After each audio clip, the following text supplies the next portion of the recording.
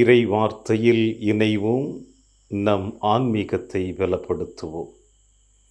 கிறிஸ்தியேசுவில் பிரியமான அன்பு சகோதர சகோதரிகளே, கிறிஸ்து பிறப்பின் நவநாளில் 8ஆம் நாள் என்று நம் ஆண்டவர் இயேசு கிறிஸ்துனுடைய பிறப்பு விழாவை நெருங்கிக் கொண்டிருக்கின்ற தருணத்தில் இன்றைய நாளிலே அன்னையாம் திரு அவை உங்களுக்கும் எனக்கும் கொடுத்திருக்கின்ற நற்செய்தி வாசகம் சிந்திக்க லூக்கா எழுதிய நற்செய்தி 1ஆம் அதிகாரம் இறைவார்த்தை 67 முதல் 79 முடிய.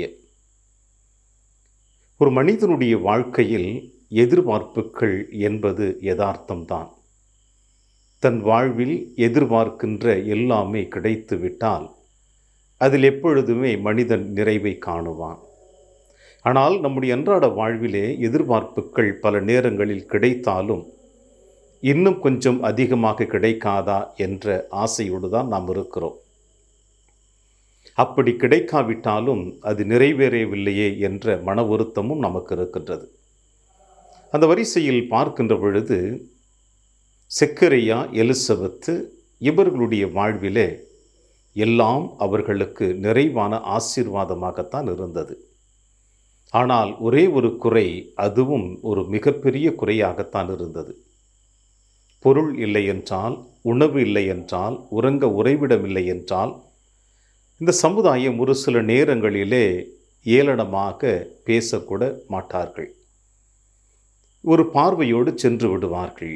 ஆனால் திருமணம் முடித்து குழந்தை பாக்கியம் இல்லை என்றால் பார்த்தவனும் சரி, கேள்விப்பட்டவர்களும் சரி, அந்த தம்பதியர்களை எந்த அளவிற்கு தவறாக பேசுவார்கள் என்பது நம் அன்றாட வாழ்வில் சமுதாயத்தில் பார்த்து கொண்டிருக்கின்ற ஒரு நிகழ்வுதான். ஒட்டுமொத்த யூத சமுதாயத்தில் திருமணம் முடித்த தம்பதியர்கள் குழந்தை பாக்கியம் இல்லை என்றால் அந்த சமுதாயம் அந்த தம்பதியர்களையும் அந்த உறவுகளையும் எந்த அளவிற்கு அவமானப்படுத்த முடியுமோ அந்த அளவிற்கு அவமானப்படுத்தி விடுவார்கள். எப்படி என்றால், இவர்கள் ஆண்டவரால் சபிக்கப்பட்டவர்கள், இவர்களுக்கு குழந்தை பாக்கியம் இல்லை என்று எந்த அளவிற்கு அவர்களை சபிப்பார்களோ சபித்து விடுவார்கள். அந்த நிலைமையில்தான் செக்கரியாவும் எலிசபெத்தும் தள்ளப்பட்டிருந்தார்கள்.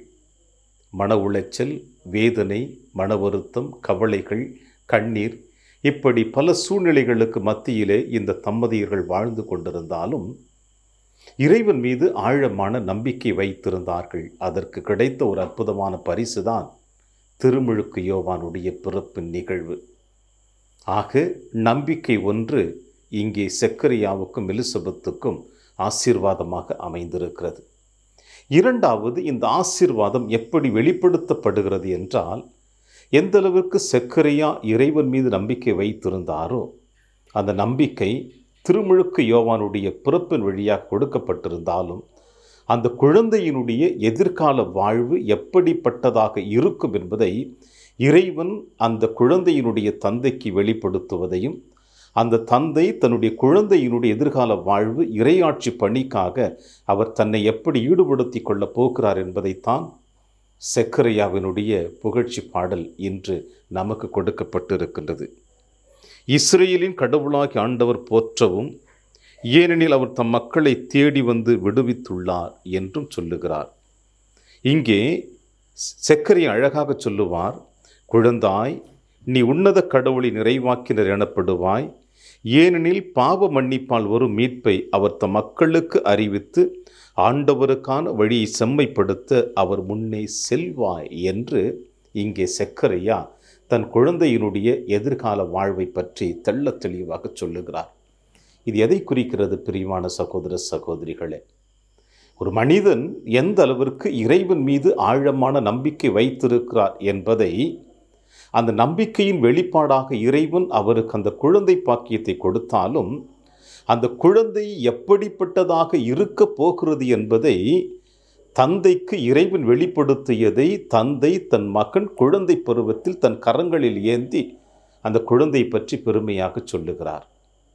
பிரியமான அன்பின் தேவ பிள்ளைகளே, நம்முடைய வாழ்வில் இப்படித்தான் இறைவன் ஏதாவது ஒரு விதத்தில் அருளையும் ஆசிரையும் அபரிவிதமாக கொடுத்து கொண்டே இருக்கிறார். அவருடைய கொடுத்தல் நாம் அனைவரும் ஏற்றுக்கொண்டிருக்கிறோம் என்பதற்கு எப்படி நாம் பிரதிபலிப்பாக இருக்க போகிறோம்?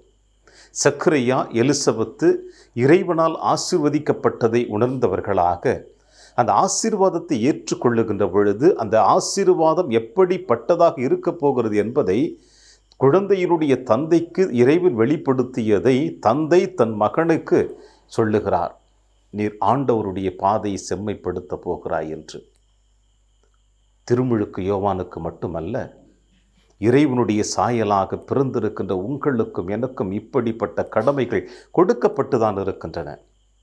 நம்பிக்கையோடு உள்ளவர்களால் மட்டும்தான் அதை உணர்ந்து கொள்ள முடியும். நீங்களும் நானும் எத்தனை முறை உணர்ந்திருக்கின்றோம் என்று சிந்திப்பு இந்த திருவருகை காலத்திலே தொடர்வோம் நம் பயணத்தை. இறையாசிர் என்றும் உங்களோடு.